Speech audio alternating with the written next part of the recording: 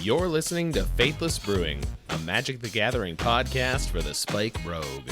Each week we design decks for tournament play. We put our creation to the test and share our findings on the air. On this episode, we'll continue to look at the impact on the cards from the Lord of the Rings, Tales of Middle-earth. Then on the brew session, we'll be looking at Orcish Bowmasters. Is this mob from Mordor the meat that's on the menu for Modern? And on the Flashback, Chrome hosts Seedshark. How big of a boat do you need?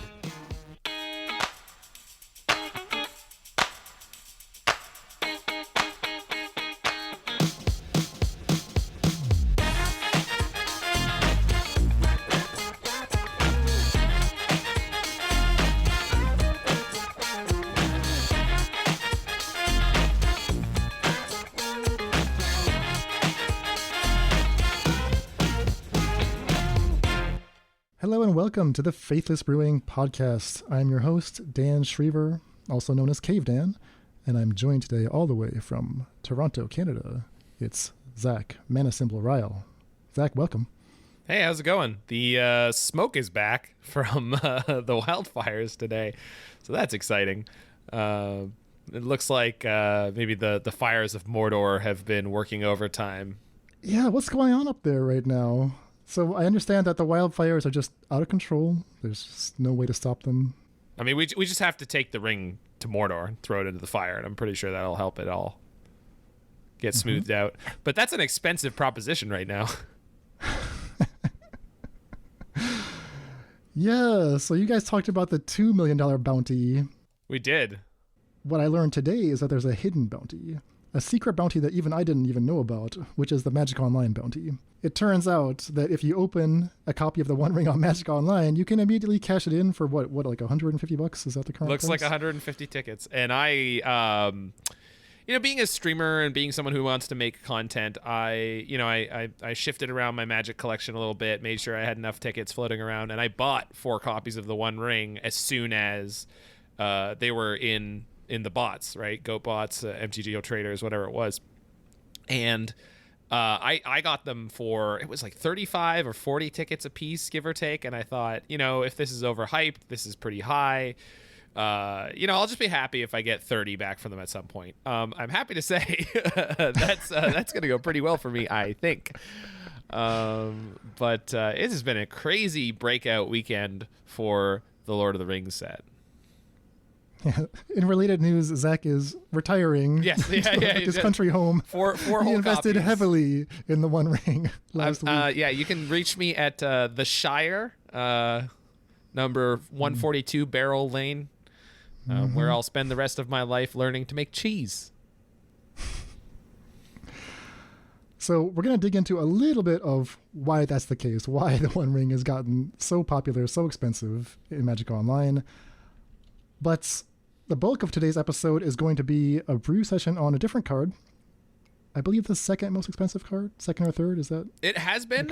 It's been ping-ponging around a little bit. It's certainly dropped fairly heavily from where it was inflated. But I believe it might be the second highest. Orcish Bowmasters. That's right. That is the card of the day. Jockeying, I think, with the Delighted Halfling 1-drop. But yeah, I mean, these are the cards. These are the breakout cards from Lord of the Rings. So you're going to be hearing a lot about them. We're going to be spending some time brewing with the Bowmasters today. And if we have a little time at the end, I will tell you about some testing I did with Chrome host Seedshark. So that's the plan of attack. Plenty to sink our teeth into, but before we do, just a quick reminder at the top that if you're enjoying the program, if you like what we do here at the Faithless Brewing podcast, the best way to support us is by going to patreon.com/faithlessbrewing. You can make a pledge at any tier you like. That goes directly to help support our efforts. Also gets you immediate access to our wonderful Discord community and other perks as well. And we have one new patron we would like to welcome today. That is Stepan K. And I apologize for that. Stepan? Steve K. Welcome. I looked this up. I was so struck by I think it's a Polish name, but I was like, this has got to be Steve, right? So it is from the same Greek root of Stephanos. But Oh, fantastic. The consonants are rather alarming to a North American English speaker. But welcome to the family. I had to scroll up and I was like, why is Dan being a goof and butchering this? Oh, I see. That's tough. That's tough for North Americans. So yeah, One Ring is really up there. I grabbed the price list for you, and you're right. Orcish Bowmasters in second, with Delighted Halfling really way behind, and Samwise Gamgee not quite the big winner that I think some people were hoping him to be. Big winner in our hearts, big winner in the narrative, but maybe not so much on the Magic the Gathering card prices. Strong fourth place at 90 cents. Yes. So, this is a shocking price chart. The One Ring, 140. Orcish Bowmasters, 40. Delighted Halfling, 16 and a half. So that's your gold, silver, and bronze. And just missing the medals at 90 cents is Samwise Gamgee at 90 cents. Yeah, that's something else. But if you want copies of Flame of Anor, that is a certainly playable card. Lots and lots of blue-red and blue-red X shells have been at least managing to trophy and kind of further down in challenge results. So if you want to get your Snapcaster mages out, go for it. Spellstutter Sprite is a modern playable card that is also a wizard. And then you've got Dreadhorde Arcanist, and there's a few more other options, Nimble Obstructionist, things like that. So if you want to play something that's just awesome with the Flame of Anor, you can certainly do so. Okay, Zach, so tell me about the One Ring. What's going on with this? I know we have to get to the Bowmasters, but the One Ring is all over my Twitter feed. It's all everyone's talking about. The price is through the roof. What's going on? Well, I mean, first of all, it's a colorless card. I mean, that's... It can be played by literally any deck in Modern. Now, obviously, there is the limiting factor of it's a 4-mana sorcery speed card. But it turns out that the way the meta was constructed as we headed into the weekend, there weren't a lot of people with good exile-based removal, and the people who had it already had well-positioned meta decks. Things like Creativity has lots of exile-based removal between Leyline Binding and Prismatic Ending, and so does one of the big breakout decks heading into the weekend, which is the 4-color Omnath pile. That deck got to pick up both Delighted Halfling and the One Ring. And I think a lot of people were kind of slating this to be like the deck of the weekend. That was not the case. I mean, it did fine, and there's lots of results with it. But it didn't win any of the challenges, I think. I'm not 100% on all of them. I had them up, but surprisingly, there were some other decks that managed to get some challenge wins. So Corey Bowmeister brought back Grinding Breach. Blue-red Grinding Breach, playing the One Ring. I believe it was 3 copies in the main deck there. And one of the neat things about this is that you're actually playing Emery, Lurker of the Loch. So you can cast a One Ring out of your graveyard to not only reset the One Ring in play, quote-unquote, but because you're casting it, you do get the cast trigger and the invulnerability. So that is an interesting interaction that I don't think we touched on before. And then, of course, winning with Thassa's Oracle rather than Grape Shot may be a nod to the fact that you need to beat other people who are invulnerable with their copy of the ring, having just resolved. That's fascinating. Okay, so that trigger, when the One Ring enters the battlefield, if you cast it, you gain protection from everything until your next turn. I think when this card was previewed, I didn't really have a strong sense of how important that clause was. What's your sense of it now?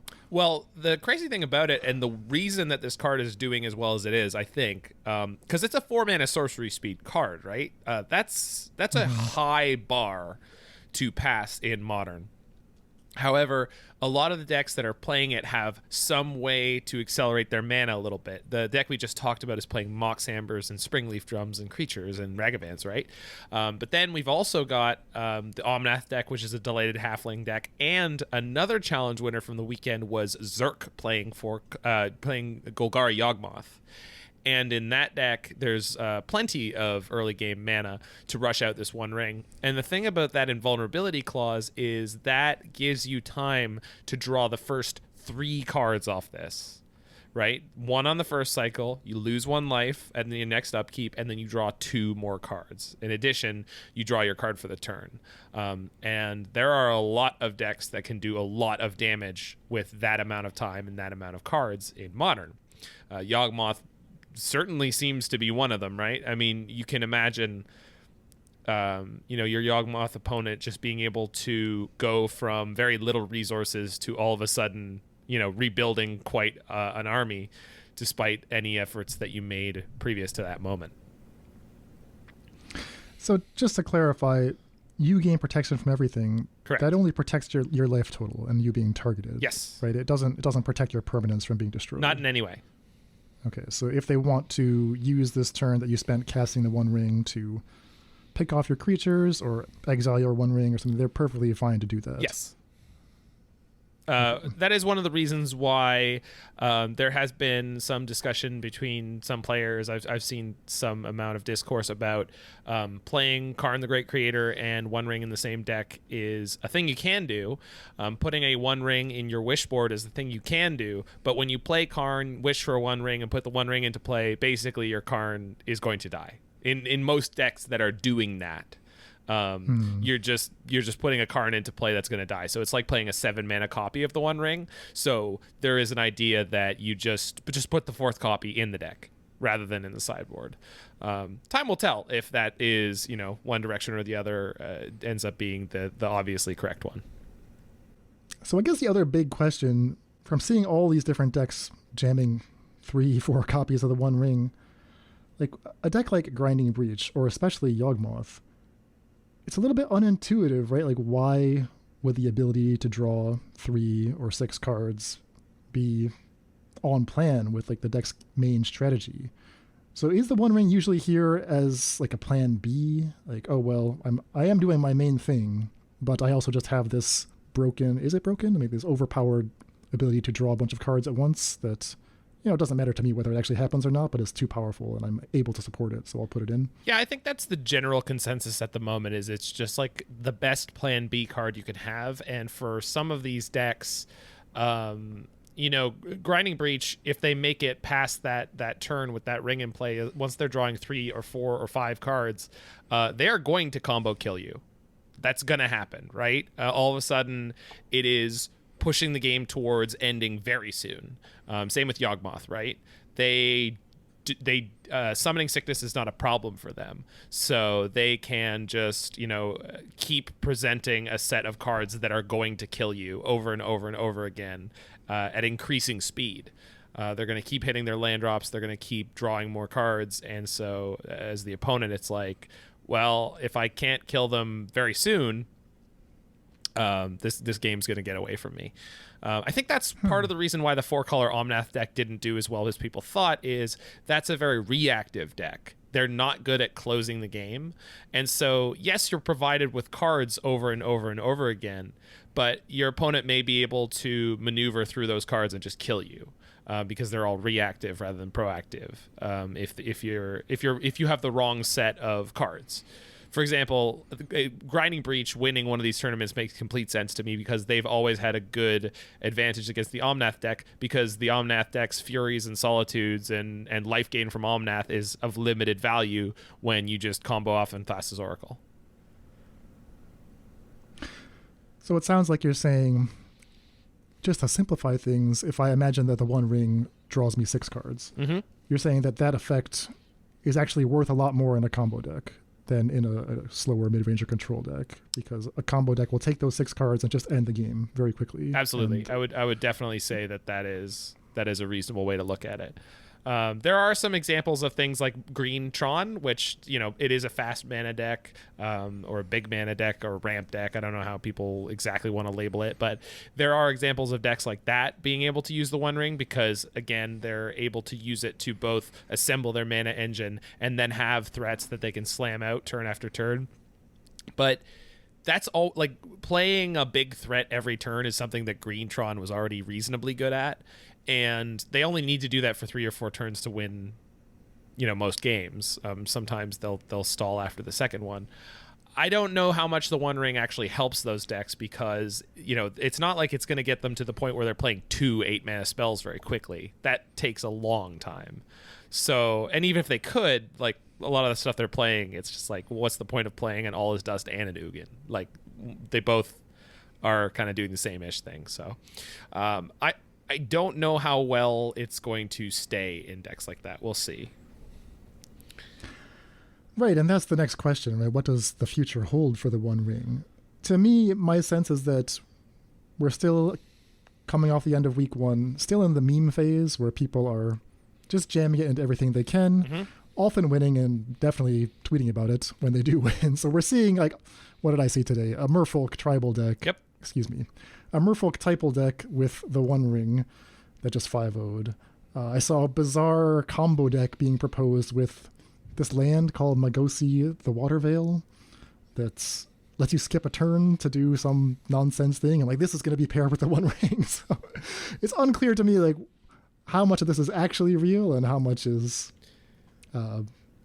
people just having fun with it. But like, what's your prediction for the future of the One Ring in Modern specifically? Well, we are also dealing with, and I don't know if it's been fixed yet, there was a patch on MTGO just today, that you couldn't Pithing Needle the One Ring. So that was a weird thing. You could in Legacy, but not in Modern. Somehow they screwed up the way they imported the new list of needle targets. So that's been an issue, I suppose. And then just people adjusting cards. It's funny, Young Dingo was even playing a copy of, I think it's called Cast Into the Fire, which is like a 1 and a red exile target artifact, or it's like a fire effect, deals like 1 damage to each of 2 creatures. So people are beginning to think of adjusting their removal to be able to deal with the One Ring. Because a 4-mana investment, if it draws you 1 card or 0 cards and immediately leaves the battlefield, then you get that invulnerability effect, but that's not a great trade. So my answer is I don't know. I don't know what the future of the One Ring is going to be. It certainly is all over the place as Oko was, but then Oko actually became problematic to the point of becoming banned. And I could imagine a world where that happens with the One Ring. It is certainly fairly powerful in that way, but it is not like a self-contained win. You do actually have to have other things in your deck that will take you to an end game. So we're very much still in a time will tell place, I think. And there are plenty of great results from meta decks that could have been playing it that weren't, right? It was the first weekend. I'm sure some people had card acquisition problems, and they just said, you know what? I'm going to play the Showcase Challenge without them. I saw a Green Tron list that was either in the top 8 or close to the top 8 of the Modern Showcase Challenge. No copies of the One Ring found.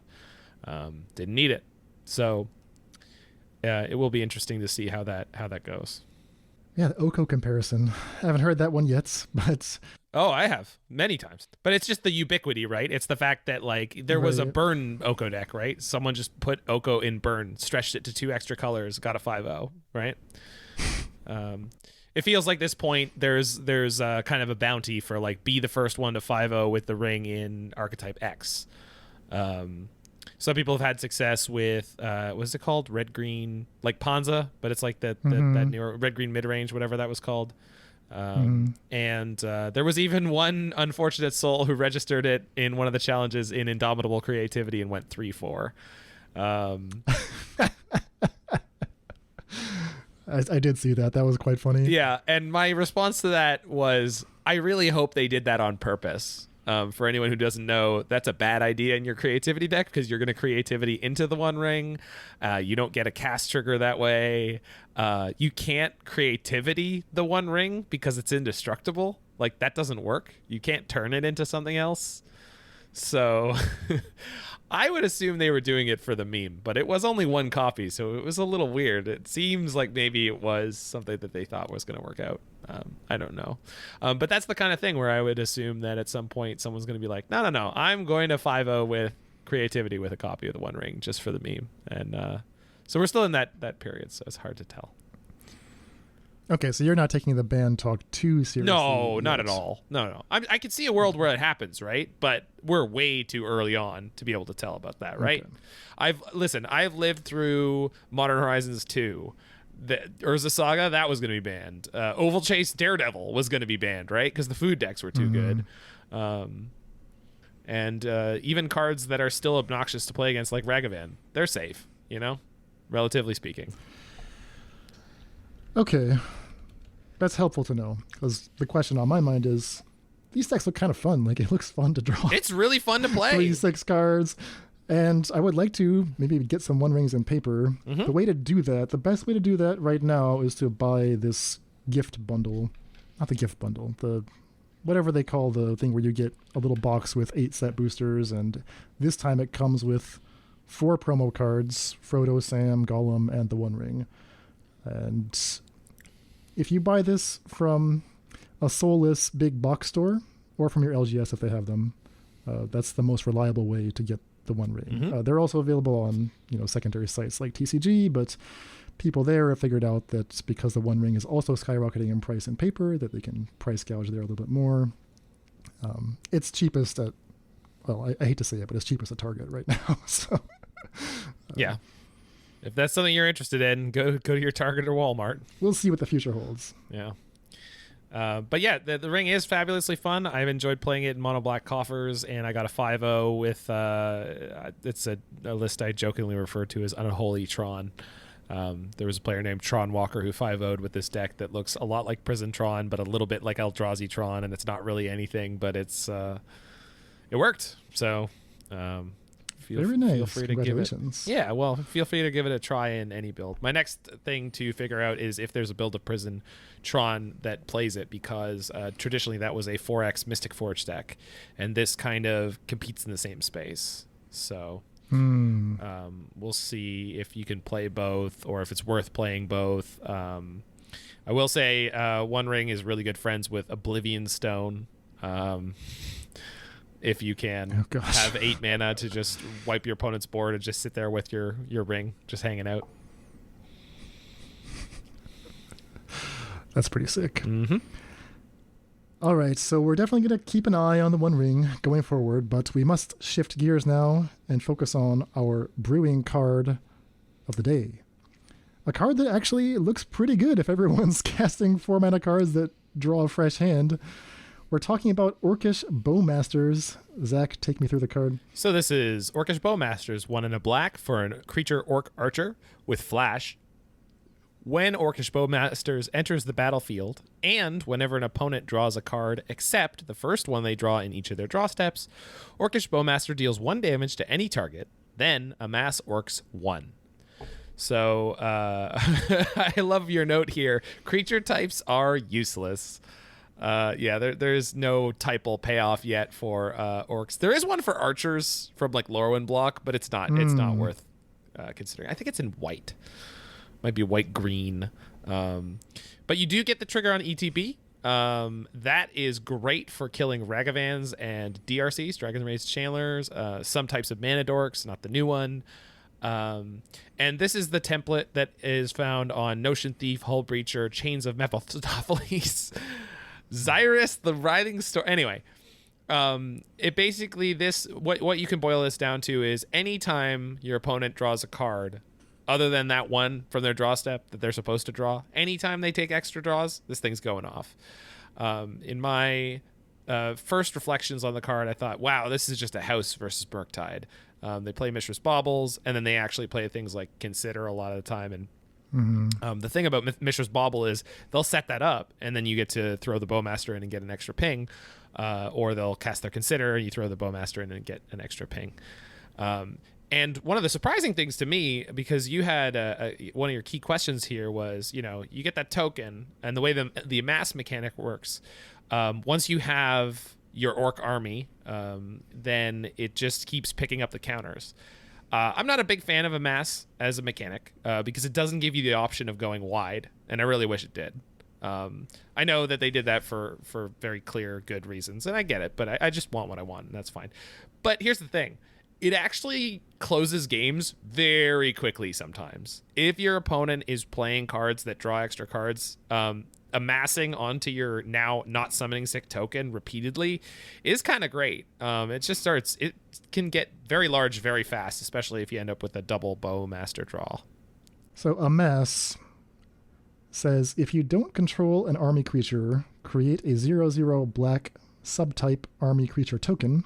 Choose an army creature you control, put N+1/+1 counters on that creature. If it isn't a subtype, it becomes a subtype in addition to its other types. Now, this little subtype thing is because originally it amassed zombie armies. Now they're saying you can amass anything, any kind of army. Yeah. So, and because you now have 2 zombies and 1 orc standing together, it's a zombie orc army. Yeah. I can't wait for the construct army. Yeah, the only way to turn this into a wide board would be to somehow take away the army type, and I think you just can't do it. It's not worth doing. There's a weird commander card that someone was showing me where it's like a curse of something. It's like enchanted players, creatures become like 3/3s with no creature types. But I think that's a commander exclusive card. So there are some weird things to do with it, and they are fairly powerful. But mostly I think they're not worth it in constructed Magic. So we know what the card does, but the question is the card any good? And we can break this up into different parts, right? So starting with just the baseline stats, when you cast Orcish Bowmasters, you do get that ETB trigger. So you know that you're at least getting your 1/1 Flash and your 1/1 Orc Army token and 1 damage to any target. And I think you and Mord talked about this last week, but this is the best we've ever seen for this class of 2-drop that makes 2 bodies, right? Oh, yeah. Yeah, absolutely. Eat your heart out, Resolute Reinforcements. But is that enough, right? Is that 2 bodies and a ping enough if we never trigger it ever again? No, I would say not. If this is a card that's never triggering, it's not great. That said, there are a number of decks in the metagame. Murktide was one of them that I mentioned. Living End is another one that's going to build this thing very fast with all their cyclers. So it has usages there. And then anyone who's playing the One Ring is putting themselves in Bowmaster danger. And you can die very quickly or get all your creatures mowed down, right? Yeah, you mentioned Ledger Shredder. That's something where you could force them to connive. Usually not a good idea, but if you really need an extra damage, that is a thing that will come up. Yeah, absolutely. And it did. I was playing a game where exactly that happened. Due to their Ledger Shredder, my opponent helped me create, it was like a 7/7 orc army that just killed them. So let's dig into the amass token a little bit here. So you're going to get your first game object, your 1/1 orc army token. And game objects we've seen, they're very good. You could say they're almost worth a card depending on how you build your deck. The second amass trigger, or the third or the fourth, right, you're going to be triggering the Bowmaster every time they draw a card. That's adding +1/+1 counters to your existing tokens. So you're not going wide, you're going tall. Is it fair to say that each progressive counter is worth less than the one before? Or is there actually a point where the creature gets to a relevant size and it's now suddenly worth more? Yeah, I mean, I found that was the case in the couple of leagues that I played with it. So eventually it just becomes a fast clock. And for certain decks, it gets out of range of their removal. It just becomes problematic. Okay. So are we more interested in growing a big orc army, or are we more interested in, I don't know, let's say getting rid of our 1/1 or 2/2 orc army, triggering it again to get a fresh game object, like some kind of sacrifice deck or a deck that makes use of the disposable token? Well, I certainly haven't done it yet, but then I didn't really think of it. So it certainly excites me. Finding a way to use that token just makes it all the more powerful in a lot of scenarios. One of the decks that was doing well with it this weekend was Yawgmoth, and I'm sure part of the reason was that body is relevant for them, but also they can use it as fodder for Yawgmoth drawing cards. Right, exactly. Yeah. Okay, so that's the baseline. We put Orcish Bowmasters into our deck. We get something, and depending on what our opponent is playing, they may trigger it some amount of time, and we figure out, how much we benefit from that. I guess the next step, and this is where the card becomes more of a enticing brewing target, is do we want to guarantee extra triggers by forcing our opponent to draw? I know I do. okay, you want to, but is this a good idea, or is this just suicide, given the current state of Modern? And to be clear, the cards that can do this, there's actually not that many of them.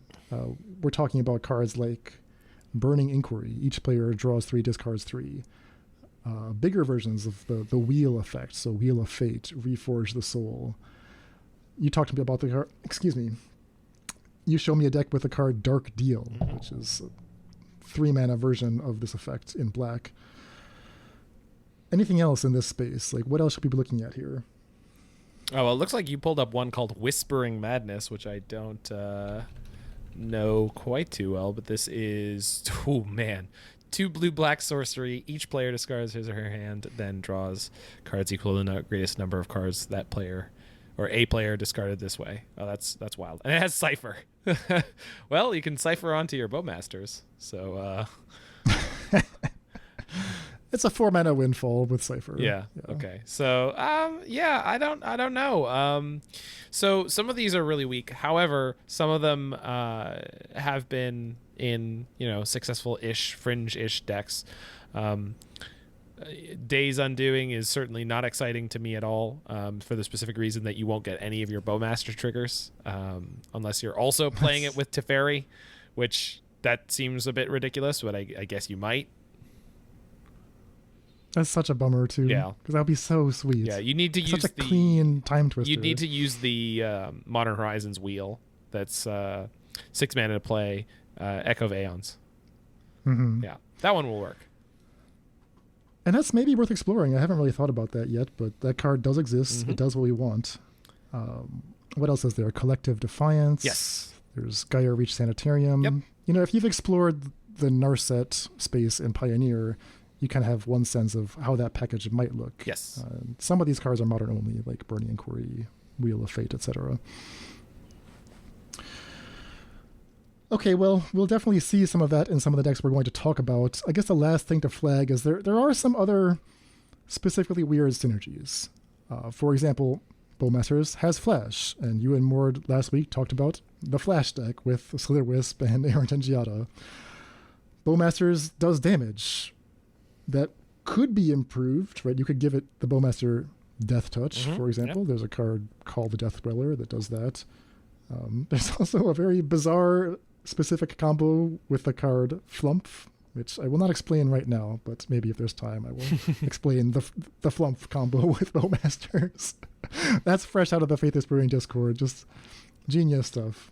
So that's what we're looking at here. We have, on the one hand, like the baseline regular use of the card, but then we can progressively increase the synergy by asking for more. Like, do we want to use the extra body? Do we want to use do we want to get extra triggers? And do we want to go super crazy with very specific synergies?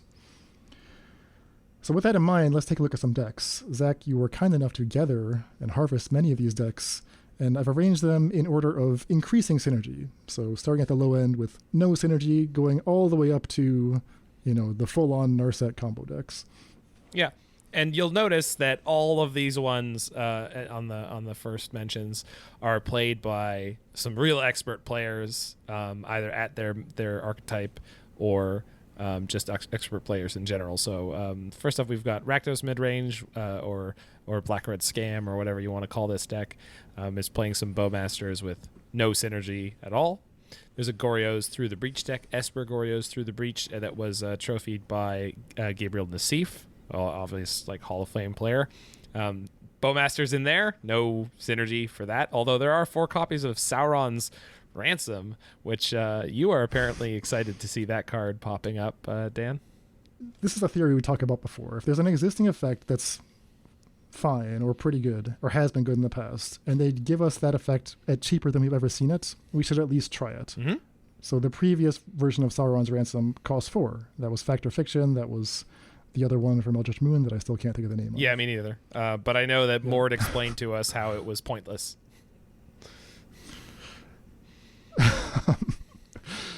So now you take the effect down to 3 mana, and let's just try it again. Let's just see if it's any good. And I have not checked in with Nassif to see what he thought of the card, but he did get the 5/0 with 4 copies of Sauron's Ransom.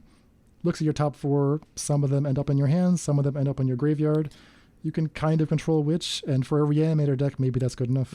It is interesting to note that its competition in my mind is Shadow Prophecy, which does involve you losing 2 life, so that's always been a ding against it, and also requires you to play a domain mana base. You'll see this deck is not.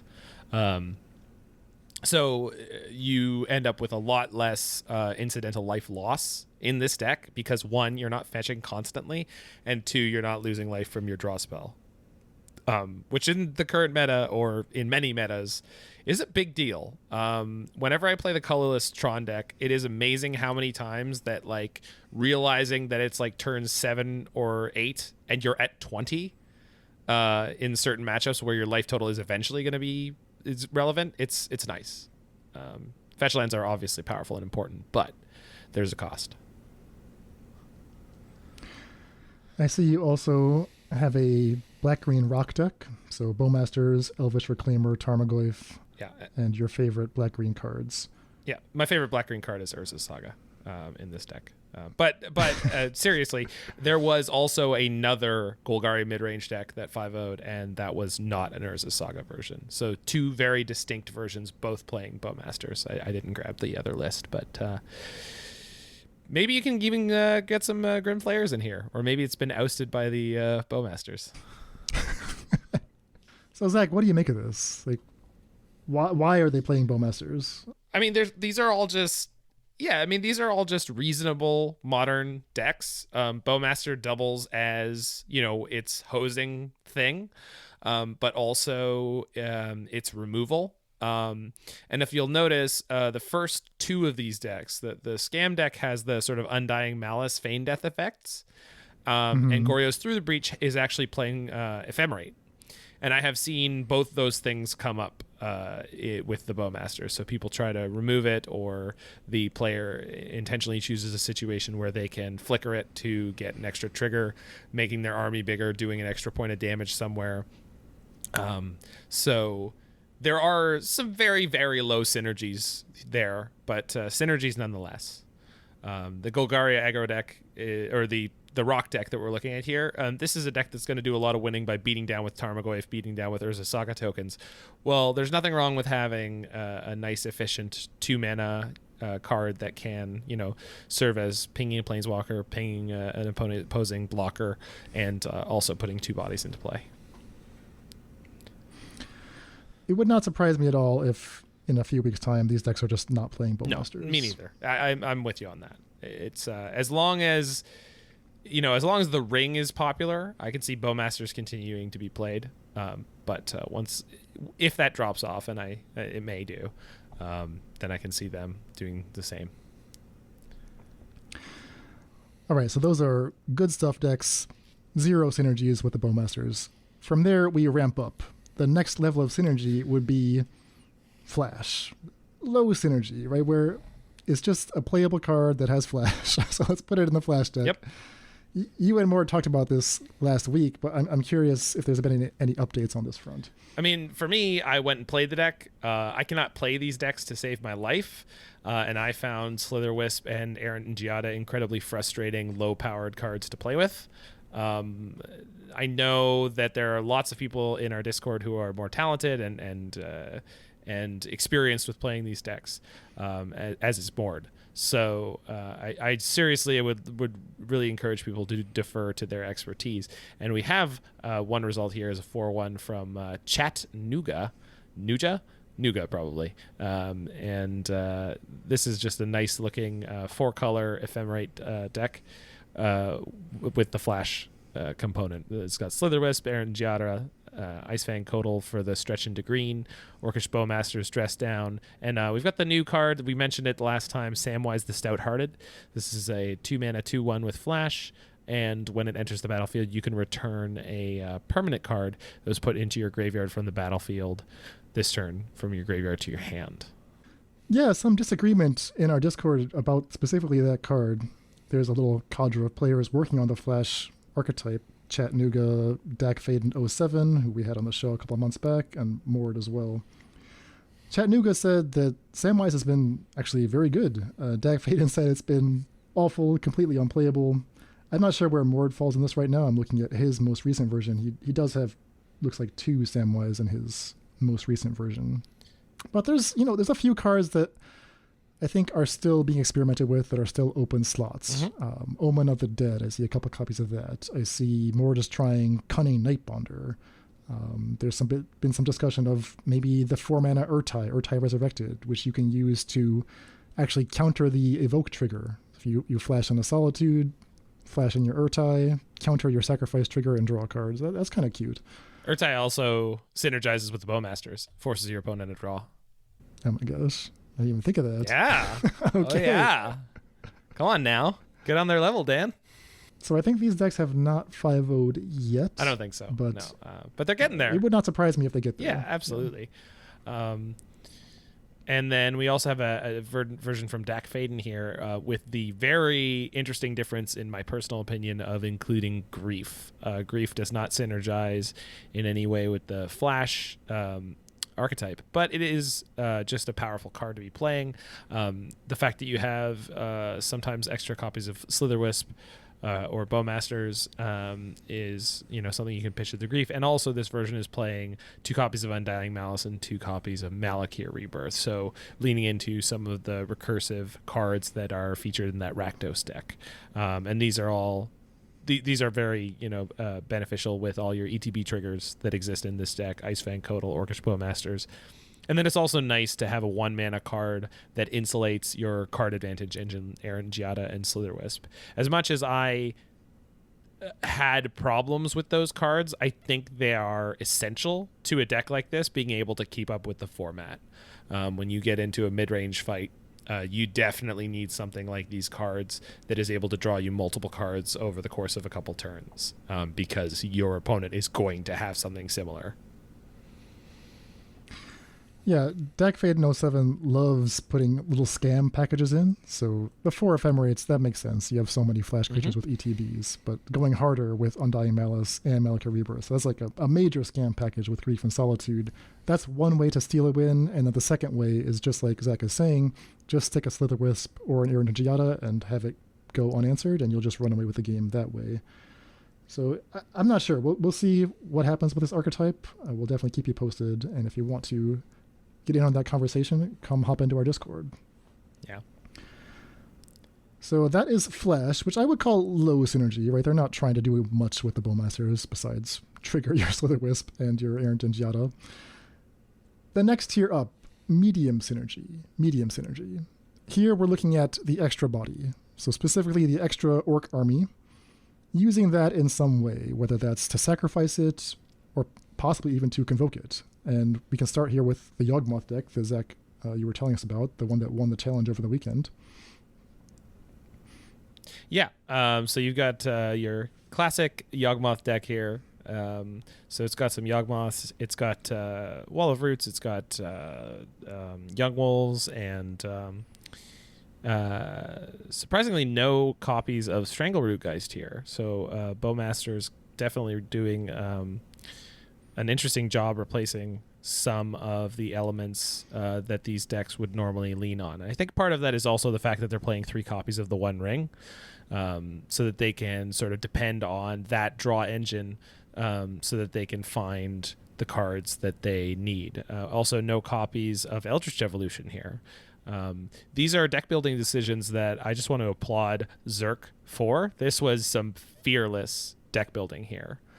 First weekend with new cards, 4 Delighted Halfling, 4 Orcish Bowmasters, and 3 copies of the One Ring, and cutting what I think a lot of people would have thought of as pretty essential uncuttable cards from the Yawgmoth deck, and obviously being paid off well for it.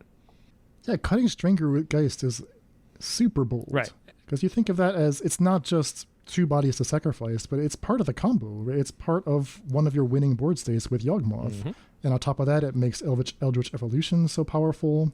What do you gain by cutting it? Well, you could argue that the Bowmasters gives you the same number of bodies, more even for your Chord of Calling, or for your Grist.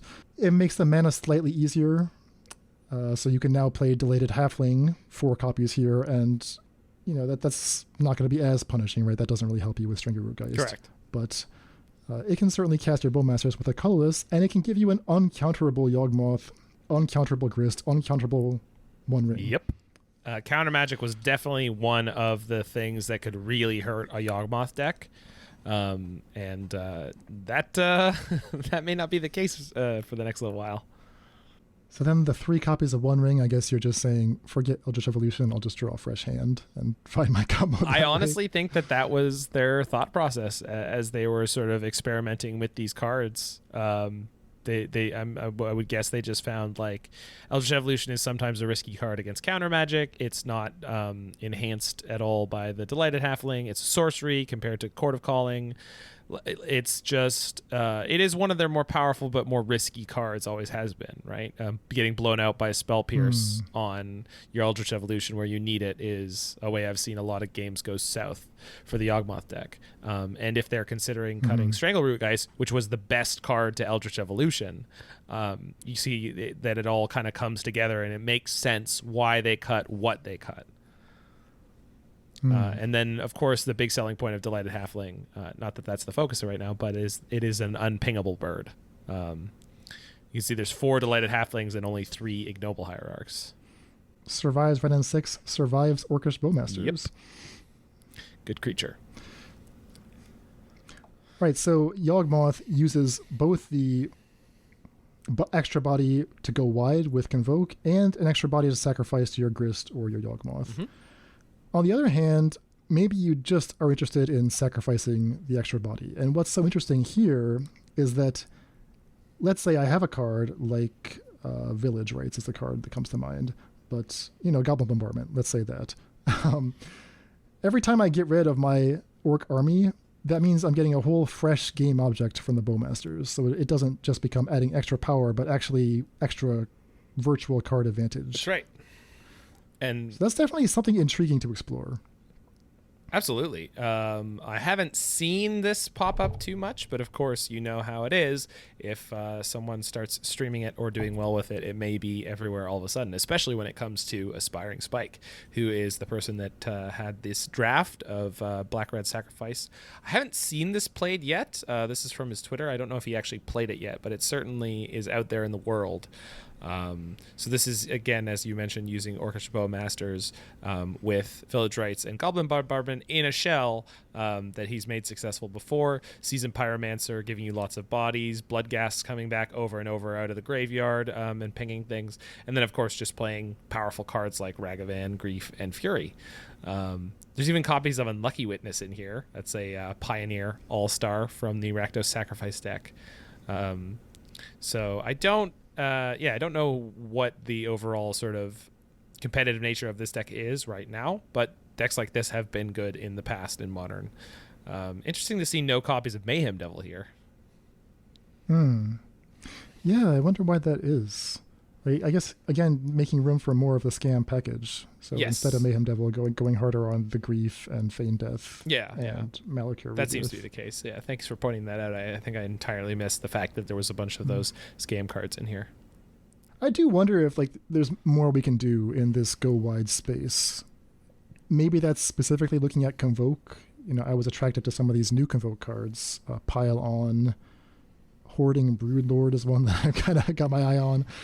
Or possibly just thinking of the recursion space where, some of the cards that we've mentioned, like Burning Inquiry, they work really well with recursive creatures that can build out a wide board. That's why Spike's Sacrifice decks always have Bloodghast. It's just one of the easiest ways to go wide is to have a Bloodghast that just keeps coming back from the graveyard.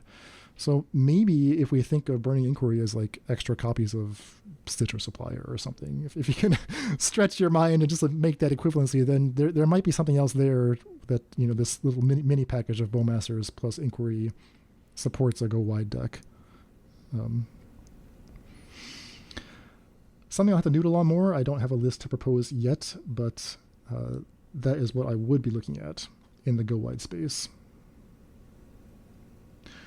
All right, so that's medium synergy at the highest tier, right? The galaxy brain is gradually expanding. The highest tier of synergy is we're looking specifically at that really unique trigger. Whenever your opponent draws bonus cards, you get to do this amass thing and deal extra damage. Could we or should we, do we dare force the opponent to draw cards, and what would that look like? Yeah.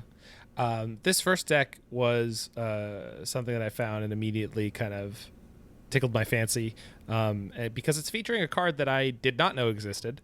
And it seems like one of the best possible ways to play with the Bowmaster because it's kind of low risk, high reward. That card is Dark Deal. So 2 and a black, each player discards all the cards in his or her hand, then draws that many -1. So the reason that I like this a lot more than something like Days Undoing, which this deck is playing in 2 copies, is that if they remove your Bowmaster or your Narset in response, it's not a disaster scenario where suddenly they have 7 fresh cards and you spent 3 mana and played a Bowmasters just to hand that to them. Okay, so you're thinking it's safer than Days Undoing. It is definitely card disadvantage, right? Like, oh yeah, absolutely. So each player discards and draws, but you're just down a card from this operation, and you're down another card because each player is drawing that many cards -1. So when you put this card on the stack, let's say your opponent has 4 cards in hand, you have 3 cards in hand. Those numbers are now going to be 3 and 2 when this resolves. Mm-hmm. But more importantly, it gives you that powerful payoff if you have an Orcish Bowmasters, and it sets their hand to a single card if you have an Narset. I'm amazed that this deck managed to make top 16 in a challenge. Yeah, it looks wild. Kudos right? to the player. MTGO user, what up? Yep. great screen name. Playing Snapcaster Top Mage, 16. playing Subtlety, playing Force Negation, so not surprised to see a bunch of pitch spells here. This is a blue-black Urza Saga deck. Without Emery, it's only got 4 artifacts in it, but 4 copies of Urza Saga. And it's got 2 copies of Rise and Shine. For those who have not seen this card, it's 1 and a blue, and it makes a non-creature artifact you control into a 0/0 and then puts 4 +1/+1 counters on it. Or you can overload it, and I think that costs like 6. 6, yeah. And that makes all non-creature artifacts you control into 4/4s. Which is weird until you realize that they're playing 2 Darksteel Citadel and 4 Mistvault Bridge in their mana base. So you can either do this in the early-ish game to have an indestructible 4/4, or in the late game, I assume it's maybe something you might do, where you boot up all your spell bombs and your Pithing Needle and your Shadow Spear, and you go to town on your opponent. Notably, it doesn't put any counters on your Saga tokens, so that's not a thing, because they're already creatures. It seems wild to me. I can't believe that this couldn't be replaced by something better in this deck. The scissors strategy, as I think of it. What's the name of the card? Soul Artifact. That has not been a thing in Modern forever. Certainly not in the Solitude era. But I mean, I'm really excited. I want to play this later today and see what's going on here, because it's intriguing. The whole package here is intriguing. You want to see what up with this deck? With the what up? What up? That's right. What up with the Rise and Shines? I would just suggest cutting those and replacing them with literally anything else. Yeah, exactly. I actually find it weirdly encouraging because the artifact angle can't possibly be correct. Yeah. And yet, despite that, they did well. I don't think you have to play Urza Saga in this deck, and you might be paid off better by just like playing more control cards. You would actually be able to fit in a copy of Gaia Reach Sanitarium, which has always been a staple of these Narset decks. There's plenty of decks in the format that will get their hand low on their own. They'll just be vomiting out cards, and that Narset lock can really come in fast and just shut them down. It also isn't something that has to be exclusively blue-black at that point, too. You could play Esper, you could play Teferi Time Raveler, you could play Prismatic Endings or Leyline Bindings or what have you. So there's plenty of ways to build this kind of deck if this kind of synergy is worth. So Dark Deal, pretty good with Bowmasters, very good with Narset Parter of Veils. So that's what we're trying to do in this deck. 4 Bowmasters, 4 Narset Parter of Veils. So just pursuing this Dark Deal Bowmasters line of thought. If we like that, right, then we're going to go looking for more ways to make draw discard happen. And the best card, by far, most efficient card for doing this is Burning Inquiry, single red sorcery. Each player draws 3, discards 3 at random. Traditionally, if you're playing Burning Inquiry, you would go one of two directions. You would either go for Hollow One, because that's exactly enough cards discarded to cast a Hollow One for free. Then you might pair it with the Goblin Lore or something like that. Or you would go with Waste Not, podcast favorite, brewing favorite, a card that triggers off your opponent discarding cards. And you might think, okay, well, Waste Not triggers off my opponent discarding, Bowmaster triggers off my opponent drawing. Maybe there's something there. Maybe I just find all the cards that discard draw and build a deck in that space. Let's start with the Hollow One, because this is something I know you've been thinking about, Zach. Yeah, and I was personally leaving the space for Dylan Cruzy to pop out with the appropriate deck for Waste Not. So I have two very, very, very loose sketches here, and I was really hoping for your input, so I'm glad we got together to do this. So we're talking Hollow One, we're talking Vengevine, we're talking Hollowvine here off the top. So Bowmasters is a creature, so it will lead towards your Vengevine trigger. So it is a 2-mana creature, which is not cheap, but the first idea for a reasonable shell that I was thinking of is you're playing Asmo with the Underworld Cookbook for the specific reason that this gives you a kind of okay set of interaction for free alongside your Hollow One, and then also a way to discard an extra card that is fairly cheap and effective. So you can reduce the cost of your Hollow One by an extra 2 sort of at will. But then it also gives you a place to dump your Blazing Root Wallas, which are usually worth playing with cards like Burning Inquiry, and they would be worth playing with Dark Deal. So this is just all 4 ofs, Asmor and Omartica Dice Kuldakar, Blazing Root Walla, Burning Inquiry, Underworld Cookbook, Orcish Bowmasters, Dark Deal, Vengevine, and Hollow One. And you made a great mention that Street Wraith should probably be in here for these kind of, let's just slam a bunch of stuff on the board as fast as possible in the early turns, and especially it helps enable your Asmo. You could have some copies of Oval Chase Daredevil in this deck, but I think that's going in the wrong direction. That's kind of assuming the game's going to go a little bit longer than you'd want it to. But if you were going to play an Urza Saga package, then that's not a bad thing to have in here. And my question for you, Dan, is you're more of a Vengevine expert than me. So what is the, I don't know, potential cards that we could fill in the rest of this with? It's a very tricky task, Zach. So what I like is you're identifying that Bowmasters and Inquiry could pair really well together, and Inquiry and Hollow One has classically been a good pairing. But if you remove Inquiry from that equation, there's actually nothing at all that connects the Bowmaster to the Hollow One. So 4 Burning Inquiry just isn't enough. Adding Goblin Lore helps the Hollow One, but does not help the Bowmaster. So zeroing in on Dark Deal specifically as a card that works with both, that's actually extremely clever and gives me some hope. It's tricky because you can't really plan around Dark Deal. Like if you have to discard your entire hand, so you just hope you draw a Hollow One after it, but you have no way to guarantee that. I think, having said that, the actual biggest problem is something that I credit Dak Faden07 for discovering, because he plays a ton of Hollowvine.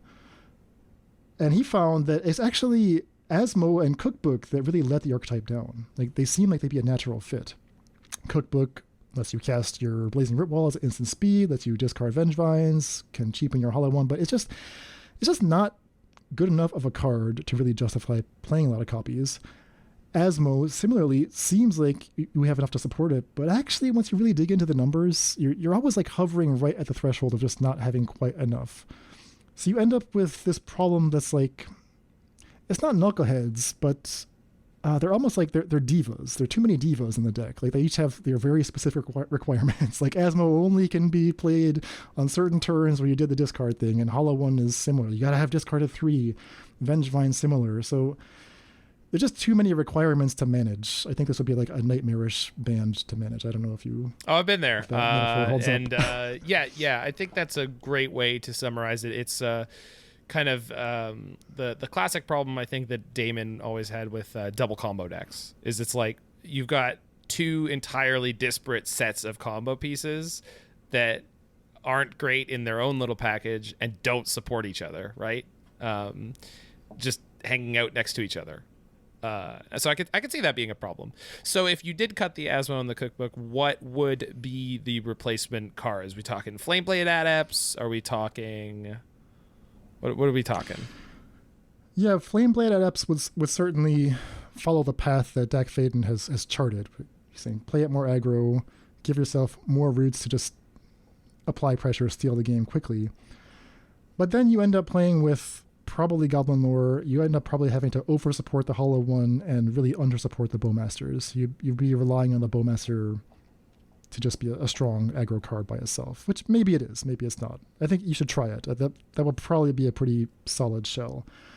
The direction I was thinking, like when you first showed me this shell, is actually, okay, if I'm playing Inquiry and Dark Deal, both of those involve rummaging, essentially, or looting, and maybe I just want to use it in a slower shell with, like, Ren and 6 comes to mind. Just, like, fill out my hand with junk and draw and discard it. Like, in a weird way, I was talking with Lawson and Zandy about this a couple months ago. Like, the specific pairing of Ren and 6 with, like, Hedron Crab and, like, Temur Hollowvine, I think it's very underexplored. Like, the ability to just, like, hit land drops every turn, to have extra cards in your hand every time you cast a Burning Inquiry. That seems like it could be very powerful. So I wonder what would happen if you just said, okay, I'm also playing 4 Ren and 6. Where do I go from there? Do I slow the deck down? Maybe do I look into Temur and get those crabs in? Although that becomes 4 color now when you're also playing black for Bowmasters and Dark Deal. Yeah, I mean, there's just so many different directions to take this, right? And I'm just glad we have your wealth of experience and knowledge to guide us to some of the right cards. Oh, I have no experience and minimal knowledge. Whoa. Didn't you literally write an article that's like, I went to compete with Hollow Crabvine and all I got was this freaking tournament report? Well, that was Crabvine without the Hollow Ones. Hollow One just such a frustrating card. Sure, but I think I think of them as adjacent. Like, these are very mulligan heavy, very proactive decks. Kind of fall into that, like, Serum Powder Eldrazi kind of world. Very much so, especially the second one you've sketched out here. So the second sketch you have is, again, trying to explore Dark Deal, but now specifically looking more like a Sultai Crabvine deck, right? So you're thinking, what about Hedron Crab and Vengevine? That's super powerful pairing. Mm-hmm. Can you fit in Asmo Cookbook? Maybe. I mean, this is really intriguing. I have to think about this more. Well, it's not as important without the Hollow Ones in my mind. It's just the baseline sketch that I had. But I'm glad it's somewhat intriguing. Well, I love cutting Hollow One. I think Hollow One just he's let me down so many times. No, and it's certainly a card that you just get a lot of situations where you'll do some kind of wheeling effect or something like that, or what have you, and you'll end up with like 2 Hollow Ones in your hand that cost 1 and no mana, or it's just one of those things that, like, it is a very volatile card in a way that Vengevine has tended not to be. I think Vengevine has had a much more consistent, successful tournament record throughout Modern's history. I would say Vengevine is the clear winner of the two. I'd like to think so, but thinking about the sketch that you've started working on here, what happens if we have Bowmasters, Hedron Crab, and Vengevine in the same deck with Dark Deal? Let's say that's the cards we know. You could try the Asmo Cookbook Daredevil package, and I think adding the Daredevils makes sense here, and it makes the Dark Deal more powerful. Like that free junk card. Right, to keep your hand full for it.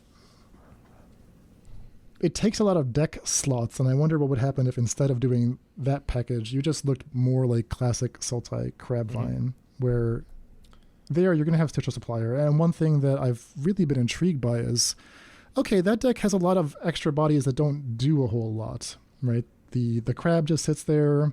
The Stitcher Supplier mostly sits there. The Narcomoebas are not particularly useful. So you really are good at convoking. You're so good at convoking that I just wish there was a powerful convoke card to play. And I've been intrigued by Temporal, whatever that card is, the new one, 3 in a blue. Been very intrigued by Pile On, that's 3 in a black, destroy something, Surveil 2. Surveil becomes very powerful in Sultai Crabvine. So if I take that instinct, combine Bowmasters, which is 2 bodies, no questions asked, maybe also Dark Deal, like maybe add the pylons and just see what happens. Yeah, I mean, it could be worth doing. Temporal Cleansing, it looks like, is the card you were looking for. The owner of target non-land permanent puts it into their library second from the top or on the bottom. And it's a good way to deal with the 1 ring. That's true. Why didn't Frodo and Sam just do that? That would have been so much easier than going all the way to Mordor. I mean, let's not even get into that. All right, so that's one direction I might go with this. I guess the third place I might end up thinking about Dark Deal and Burning Inquiry specifically is they both support not just the Bowmasters, but also Waste Not. And what would you do if you said, okay, I've got enough here now to just really go hard on Waste Not? Dylan MTG is not here with us today, but channeling his spirit, what would he say? I suspect he might end up someplace like this black-red list here, which I just found from someone, Julian R. It's more of a concept sketch. We're playing for Burning Inquiry. We're playing for Waste Not. We're playing for Orcish Bowmasters. I think we should also play Dark Deal. Julian R. is playing Collective Defiance instead. Yeah, maybe that's the same. I'm not sure. You surround that with your favorite black-red cards, so it looks like, Ragavan, probably, sure. Lightning Bolt, Thoughtseize, Fatal Push. Why not? The questions become, how many times do you want to cast Burning Inquiry? Like I said, it's so efficient. It's really the best in class at this. So it's a good idea to give yourself the option to cast it more times. You can play Dreadhorde Organist. This sketch is playing 3 Dreadhorde Organists. 2 Underworld Breach, another way to rebuy the Burning Inquiry. And when you look at, what Wasteland decks have 5 over in the past, some play Arcanist, but the more recent ones just play Breach. So that's your way to get the most out of Burning Inquiry. Adding either the Dark Deal or the Collective Defiance to that mix will make the Bowmasters more reliable, but it's also possible that Bowmasters is just strong enough on its own. Doesn't need the extra help. When I see some of the card choices here, I think, man, this really feels like it should be playing Dragon's Rage Channeler and Mishra's Bauble alongside the Breach. That just seems like a slam dunk to me that would push this into a really higher, like, people can have whatever opinions about those cards but if you ask yourself the question, what would Aspiring Spike do when you're looking at this deck? I think you wouldn't be led wrong towards a more competitive deck by being like, well, DRC and Bauble, you already put the Breach in there and it goes crazy with Burning Inquiry, right? And if you have a Bowmasters in play, it goes even more crazy. Oh my gosh, that would be so sick. Right. Yeah, okay. I like that. I just Bauble and Breach is such a great get out of jail free card. Where it's like sometimes you're in a mid-range game and you're like kind of petering out and you're just like, oh, I've got a Breach and a Bauble. I guess I'll draw 5 cards. And that'll, reset you back into a game that you might have otherwise been a little bit out of. That seems really powerful to me. So to make room for that, we probably trim some of the stuff like Turok. We trim some of the Collective Defiance. Probably trim. Call it Death Dweller. I don't think that's. I hate to see it go, but yeah, that specific synergy of Death Touch on Bowmaster is probably not worth it. Yeah, I see what you're doing there, Julian R. But I just probably play Unearth if you wanted to play a card like that, or Feign Death or something of that nature, right? I would say. Yeah, I agree. But thank you for the sketch, because this is really getting me cooking in a direction where I think this could be maybe even better than that blue-black deck that we saw. It's just playing a higher density of proven, powerful modern cards from the get-go. Maybe you're supposed to splash Red and 6 into here. Can't be that bad. Yeah, I guess you could. I don't see enough synergy, and I don't think stretching into the third color for Red and 6 helps you in this archetype. But I could be wrong. I think in that case you would want to play a slower deck than what this is. And I think this is going to be able to really take people out of the game very aggressively. I feel like taking a turn off to play Red N6 is just not as good as most of the stuff you're doing here. But again, could be wrong. It's definitely a little bit better with the Dark Deal than it is with Collective Defiance. Yeah, for sure. Oh yeah. Okay, so that's a somewhat known brewing space. The last thing that I want to mention is it's completely off the wall, but it's so cute. I gotta mention this. This comes from I Am the Law in our Faithless Brewing Discord. I woke up one morning to find a long discussion of flump combo in Modern. Flump combo. Everyone's favorite jellyfish, Flump. One on a white 0/4 jellyfish, defender, flying. Whenever Flump is dealt damage, you and target opponent each draw a card. Forcing the opponent to draw, you say. Okay. All right, now we're cooking. Wait, then the Bowmasters automatically pings it again. So that makes each of us draw a card again. Yeah, again. Which triggers Bowmasters again. Which pings the Flump again. Yeah. So there is this chain, right? We're going to start a chain with Flump and Bowmaster. What's going to happen? Well, unfortunately, Flump is going to die after 4 pings. So you need a third piece to really make this go infinite. You need to somehow give the Flump indestructible. Yeah. Blacksmith skill, ephemeral shields, heroic intervention. These are your options. Surge of Salvation, unfortunately, doesn't work because it gives your Flump protection from black, so you can no longer ping it. Yes. So we can't play that. We can't play the best card? Oh no. Well, let's play some other bad cards, I guess. We can play Blacksmith skill. That's close enough. Yeah. That's a very reasonable card. I wouldn't throw that one. Yeah. Okay, so now what's happening? What's going on? I've got Bowmasters, Flump, and a Blacksmith skill. Well, you do get not an infinite size. So the finite constraint of this combo is the deck size of both players. If your opponent has less cards than you just deck them. That's easy. But if you have less cards than them, you have to make a Orc Army token that is as big as you want. You can send the last ping at their face, and then you can theoretically attack with a giant Orc Army. You could Thassa's Oracle with this. I'm not thrilled by that idea, only because then you're in Esper and you're playing a lot of creatures. And in my mind, the best place to go with this would be some kind of like black-white scam shell, just because then you've got like Solitude and Grief to help you get to this combo. I don't know, Dan. Maybe Abzan with some creature tutoring so that you don't have to play so many copies of Flump, maybe? Like, it's just like a backdoor way to win? Yeah. I was thinking, what if you played more Flumps? Like, what if you played Swans of Brynargal with this? Oh, no! And then you could play, like, Seismic Assault or just, like, Unholy Heat for... a quick shot of 6 cards off of Flump or Swans. Yeah, I like that. You can persist both Flump and Swans of Bryn Argyle. So if you have ways to discard or mill, like if you're playing the Dark Deal. I mean, nothing that we've said so far sounds like it would work, but it's still just hilarious. Hey, but that blue-black deck worked, right? I mean, they did very well. That's true. I don't think that what we've proposed thus far is something that will necessarily do as well, but Flump being a 2-mana flying blocker that just hangs out, and yes, it draws your opponent's cards, but it also draws you cards, and you're a combo deck.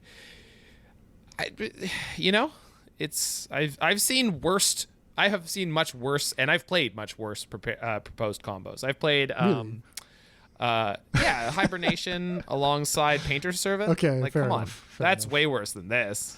True. This one at least neither draws of those cards do anything unless you're comboing, essentially, right? Yeah. No, shout outs to I Am the Law for this combo. There's more ways to kill. You can play Goblin Bombardment, just use the amass token. You can draw into your own Solitudes and draw into your Ephemeris. There are too many directions to start building this. I'm paralyzed by choice, and therefore I will pass on coming to any conclusions. All right, so that is perhaps the Which meme are we in? The galaxy brain, or are you like down in the bottom of the iceberg? Yeah. Well, we're gonna down find out. in the I icy guess. depths, down by the remains of the Titan submersible. There's the Flump Orcish Bowmaster combo. Yep. Okay, so that's Orcish Bowmasters. I think that's all there is to say about Orcish Bowmasters. I think that's all there is to say, and more that didn't need to be said, but we did it anyway. Exactly. All right, Zach. We're over time, but should we talk about Chrome Host just for a minute? We have We got to. So this has been put on the back burner so many times. Let's talk about your sweet baby boy, the Phyrexian Shark, Chrome Host Seedshark. So real quick, 2 and a blue, 2/4 flying Phyrexian Shark. Whenever you cast a non-creature spell, incubate X, where X is that spell's mana value. There were a number of decks that use this in Pioneer and even a couple in Modern, specifically with the card Leyline Binding. I think it's very popular. This is a very popular 1-2 punch. But you had an even more interesting idea. You called this Splinter Fin, which is very cute, and even so cute that there's already been a deck called that. It was a Merfolk self-mill combo deck. True. Yeah, but I think yours is even better. So take me through what you're doing here, because I'm seeing some crazy bananas cards in this deck, and of course the aforementioned Leyline Binding. Okay, so Chrome Host Seedshark was the first card we tackled from March of the Machines. We were all very excited about it. David tried it first in Pioneer and just had terrible results. He was extremely down on the card, I think unfairly so. But the piece of feedback that stuck was there's just no time to flip the small tokens. Small incubate tokens, almost useless, or he found them just to be very disappointing. So I said, okay, fair enough.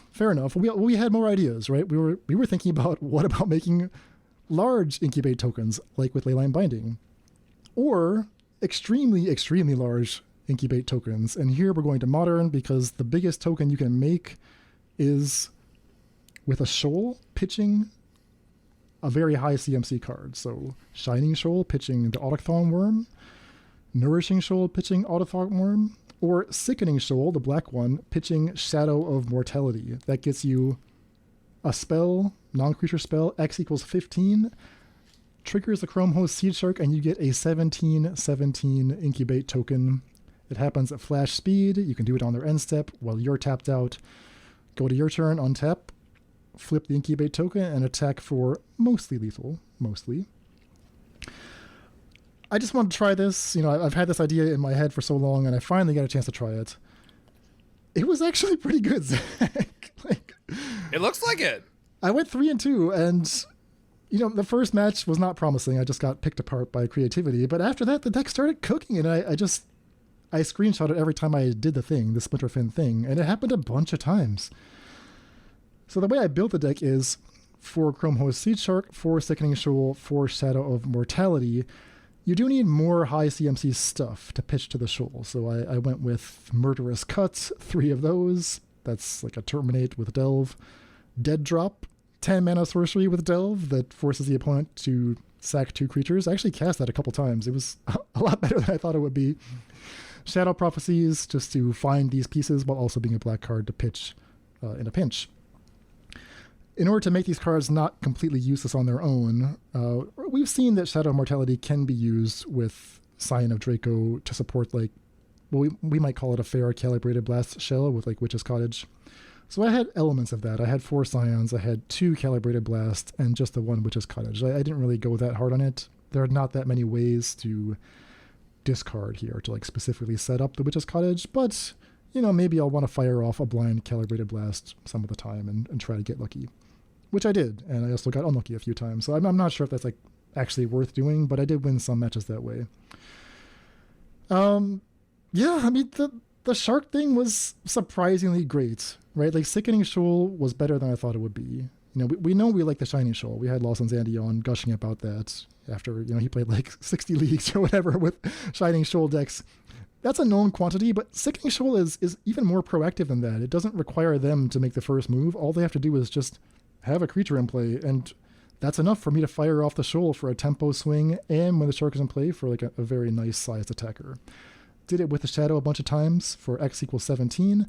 Also just did it with Murderous Cut for X equals 7, and that was good enough. You know, it stole a game where it looked like the burn player was going to kill me. Instead, I like tapped out, quote unquote, tapped out for the shark and still killed them on my next turn because I just played the free shoal, made a 7/7 and attacked for lethal. So it really does work. It works, and I think there's actually more to explore in this vein. Yeah, I love it. I love seeing these results. I love seeing some of the plays, the way they went down.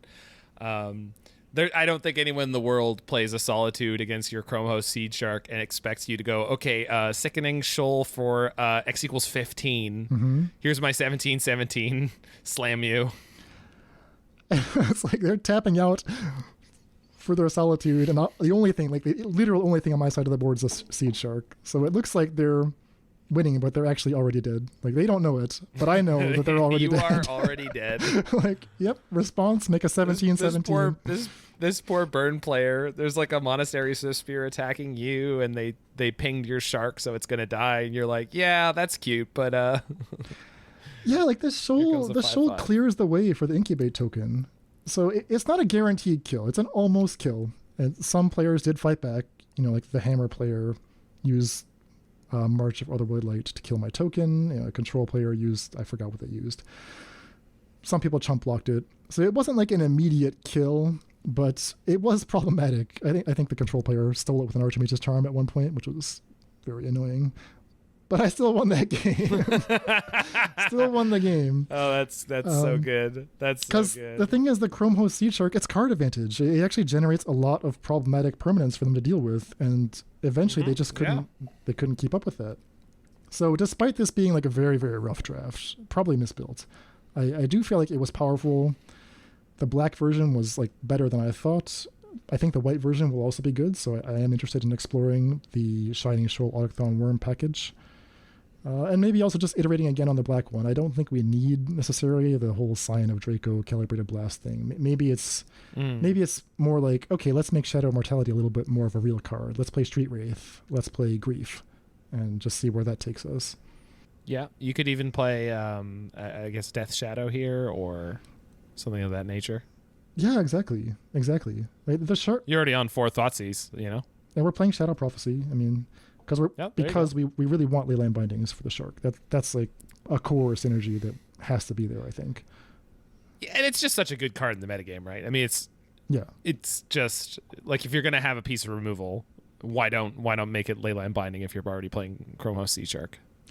Exactly. I mean, Binding it's very similar to Orcish Bowmasters in a way. Like, it's a card that is just good enough on its own, solid on its own, but also has these extra little brewing spaces that you can explore, and I love doing that. Right, you can go in with a little more confidence that the pieces you're brewing with don't suck. So, please don't suck. Exactly. please don't suck. Exactly. Come on, Dark Deal, help a brother out. All right, so I just want to share an update on the shark. I think the shark has gotten a bad rap from David's initial negative results. Like Zach said, it's been doing better. It's finding homes. It's in the Doomscar deck now in Pioneer. It's in the 5-color good stuff Bring to Light deck, which is, you know, it's finding more homes, and I think it will actually turn out to be pretty good. All right, Zach. So that's plenty about Orcish Bowmasters, plenty about the One Ring, and a little bonus stuff about Chrome Host Seedshark.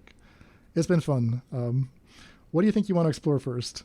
I think I'm going to load up this Waste Not Bowmasters deck and make some of the changes I propose with Dragon's Rage Channeler and Mishra's Bauble alongside the Underworld Breach. That just seems like a good playable deck that also will have the upside of playing the Collective Defiance plus Bowmaster package or Bowmaster plus Dark Deal. Mm-hmm. And then I also want to try the blue-black Narset style deck just to see how that works. You got to. It's definitely... Yeah, it's gonna for me to go into any of these Vengevine decks, I'm definitely gonna need to feel like I've got a build that I'm happy with. I'm really glad that you pointed out to me that Asmo may not be as much of a fit, and introduced me to some of the way these decks are looking as of current. For me, I'll probably start with Vengevine now that you've seeded the idea in my head, and I really want to explore that Convoke space, the go wide aspect of Bowmasters. I don't know where that will take me, whether it's something more like a classic Vengevine or something more like dedicated Hoarding Broodlord Convoke. I'm not sure. We'll see. But yeah, Bowmaster is just a very exciting piece. Gives us confidence. We can brew with confidence in our horrible, horrible shells, that at least one of our cards is good. Yeah, hoarding. What is it? Hoarding Broodlord. Yeah. That's something. That's what the hell? Okay. All right. Wow. That is a beast of a card. Well, that's very exciting. Well, I hope to see that in play in the screenshots from the next episode of Faithless Brewing. That's right. As ever, we will be reporting back on our results. So tune in next time. We'll see you then. Make sure to keep your quivers stocked. Well said. All right. Thanks, Zach. Catch you later. Thanks for listening to this episode of Faithless Brewing. If you enjoyed this program, you can join our family at patreon.com/faithlessbrewing.